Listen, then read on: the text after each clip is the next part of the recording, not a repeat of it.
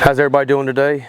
We got called out because this patio was flooding during big rains.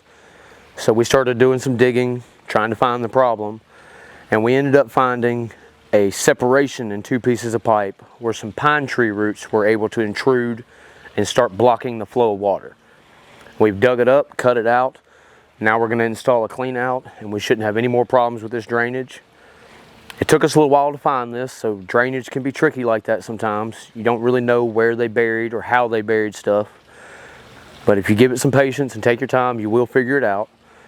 If y'all run into anything like this or your drainage is backing up, give us a call. We'll be happy to help. Have a great day.